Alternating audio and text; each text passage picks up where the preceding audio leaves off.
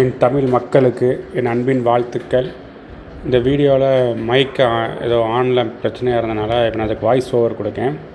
இந்த வீடியோவை தயவு கூர்ந்து தமிழ் மக்களை நீங்கள் ஸ்கிப் பண்ணாமல் பாருங்கள். இந்த கோழி தான் நம்மளுடைய பியூர் ஒரிஜினல் சிறுவடை கோழி. எவ்வளோ அழகாக இருக்குது பார்த்தீங்களா? போன வீடியோவில் இதோட சேவலை காட்டியிருந்தேன். அதனால் இந்த வீடியோவில் நான் இந்த கோழியை காட்டுறேன். இது நான் விஜயவாடாவில் போய் வாங்கிட்டு வந்த கோழியும் சேவல் வீடியோ நீங்கள் பார்த்துருப்பீங்க. அதோட குஞ்சு தான் இது. கிட்டத்தட்ட கொஞ்சம் அதே மாதிரி தான் அந்த கோழியும் இருக்குது. ரொம்ப லைட் வெயிட்டாக தான் இருக்குங்க. ரொம்ப அப்படி ஒரு பஞ்சு மாதிரி தான் இருக்கும். அப்படி சூப்பராக இருக்கும். முட்டையும் இது விட்டுருக்கு. அந்த முட்டை வீடியோவும் நான் இந்த வீடியோலேயே உங்களுக்கு நான் காட்டுறேன்.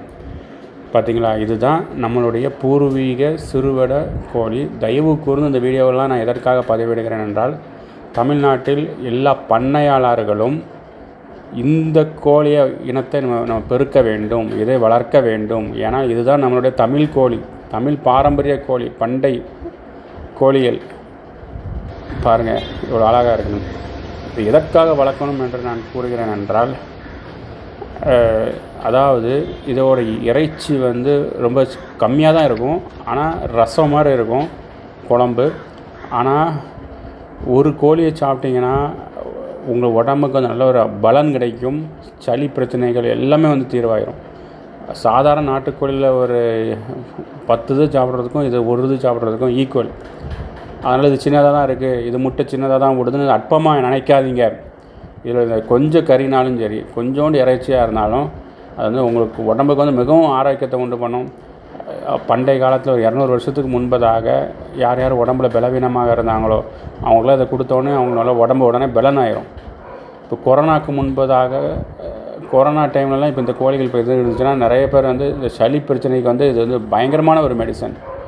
அதனால் இது தமிழ் மக்களுக்கு தெரியாமல் நீங்கள் இருந்துக்கிட்டு இருக்கீங்க. அது நிமித்தம் நிறைய பேர் அழிந்து போய் கொண்டு இருக்கிறார்கள். நிறைய ஆரோக்கிய சீர்கேடு நடந்து கொண்டு இருக்கிறது. எத்தனையோ பேர் வீக்காக இருக்கிறார்கள். தமிழ் மக்கள் ஆரோக்கியமாக வாழ வேண்டும் என்பது தான் எல்லாருடைய எண்ணமும். அப்படின்னா நீங்கள் தயவு கூர்ந்து பண்ணையாளர்கள் இந்த கோழிகளை வளர்த்து அடுத்த ஜெனரேஷன் ஒரு ஆரோக்கியமான ஜெனரேஷனாக வர வேண்டும். அப்படிப்பட்ட ஒரு ஜெனரேஷனையும் நம்ம உருவாக்குவோம். அதுதானே நமக்குள்ள எல்லாருக்கும் இருக்கிற வாஞ்சை. எல்லா தமிழ் மக்களும் ஆரோக்கியமாக இருக்கணும் வேண்டும் என்பது தான் அன்பு. அப்படி உள்ள அன்பு உள்ளவர்களாக இருந்தால் தயவு கூர்ந்து இன்னும் இந்த கோழிகளை நாம் பெருக்கி வரப்போகிற அடுத்த ஜெனரேஷனுக்கு நாம் ஒரு நல்லதை வைத்து விட்டு செல்வோம்.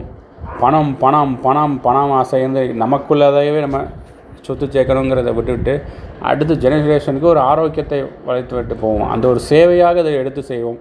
இந்த பண்ணையை உருவாக்குற ஒவ்வொருத்தரும் ஒரு சேவையாக நம்ம இதை பண்ண வேணும். இதோட முட்டை ரொம்ப சின்னதாக தான் இருக்கும், ஆனால் ரொம்ப டேஸ்ட்டாக இருக்கும். சாதாரண நாட்டுக்கோழி முட்டை 100 முட்டை சாப்பிட்றதுக்கும் அது ஒரு முட்டை சாப்பிட்றதுக்கும் ஈக்குவல். ஒரு முட்டை சாப்பிட்டிங்கன்னா ஒரு வாரத்துக்கும் உங்கள் உடம்புல இருக்கிற எல்லா எனர்ஜியும் இது கொடுத்துரும். இது ஒரு அரும் மெடிசன். அதான் முனிவர்கள் சொல்லியிருக்காங்க, உணவே மருந்து, மருந்தே உணவு. இது விடுற முட்டை ஃபுல்லாக உங்களுக்கு மருந்துங்க. முட்டை சின்னதாக தான் இருக்கும், ஆனால் மஞ்சக்கரு சூப்பராக இருக்கும். இதில் ஒரு முட்டை சாப்பிட்டா போதும், சின்ன பிள்ளைங்களுக்கு இருக்கிற பலவீனங்கள், வீக்காக இருக்கிற பையங்க எல்லாருமே ஸ்ட்ராங்காக ஆகிடுவாங்க. இதை தான் தந்திரமாக இவர்கள் மறைத்து நம்ம எல்லோரும் பலவீனமாக ஆகிட்டாங்க. இப்படிப்பட்ட கோழிகளை வளர்த்து நம்ம எல்லோரும் பலமுள்ளவர்களாக மாற்றுவோம். பாருங்கள் எவ்வளோ சின்னதாக இருக்குன்னு. அதனால் சின்னதாக இருந்தால் தான் அது நல்லது. வைரம் தான் விலை கூடினது, உங்களுக்கு தெரிஞ்சிருக்கும். இது ஒரு வைரம், இது உணவுக்கு உள்ள ஒரு வைரம். இந்த வைரத்தை நம்ம மிஸ் பண்ணி இவ்வளோ நாள் தமிழ் மக்களை நம்ம வாழ்ந்துருக்கிறோம்.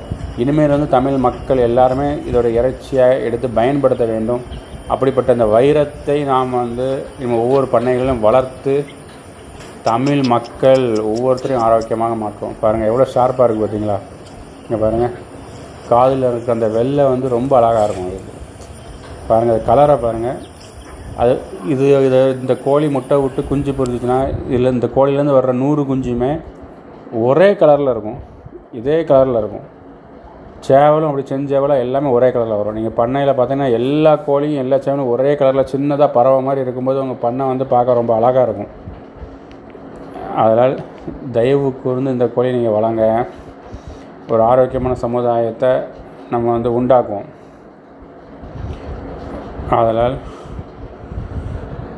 இதுவுமே உங்களுக்கு முட்டை வந்து நார்மலாக நாட்டுக்கோழி விடுற மாதிரி ஒரு 10 முட்டை விட்டுரும். அதனால் நீங்கள் ஒரு பேர் வாங்கினாலும் சரி, ஒரு 2 பேர் வாங்கினாலே போதும். அப்படி கொஞ்சம் கொஞ்சமாக நம்ம அதிலேருந்து முட்டை விட உடனே அதை அப்படி பெருக்கிடலாம். இது ஒரு 10 முட்டை விடுதா, இதே இந்த கோழியை அடை வச்சு 10 குஞ்சு வரும். திரும்ப இன்னொரு தடவை ஒரு 20 குஞ்சு வந்தாலே போதும். அதுலேருந்து நீங்கள் 20லேருந்து மல்டிப்ளை பண்ணி 300 கொண்டு வந்துடலாம்.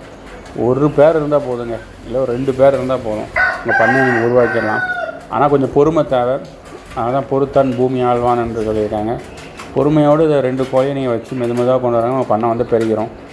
அப்படி வந்து இந்த கோழிலே அடை வைத்து இந்த பண்ணையை நம்ம பெருக்கும். ஏன்னா இந்த முட்டையை வந்து இன்குபேட்டரில் வைக்காமல் கோழிலே வைக்கிறது வந்து சிறந்தது. அப்படியே வச்சு அப்படியே அது நல்ல இறை, இதுக்கு வந்து நாட்டு கம்மம்புல் அந்த இறை தான் போடணுமே தவிர க்ரோயரு, ஸ்டார்டர் அந்த மாதிரி எதுவுமே இதுக்கு யூஸ் பண்ணக்கூடாது. பழங்கள், கொய்யாப்பழம், எல்லா பழமும் போடலாம், கீரைகள், எல்லா புல் வகைகள் எல்லாத்தையும் போடலாம். ஆனால் நாட்டு கம்பு, வெள்ளைச்சோளம், நெல் அந்த மாதிரி தான் போடணுமே தவிர தயவுக்கு வந்து யாரும் க்ரோயர், ஸ்டார்டர் போட்டு இதை வளர்க்காதீங்க.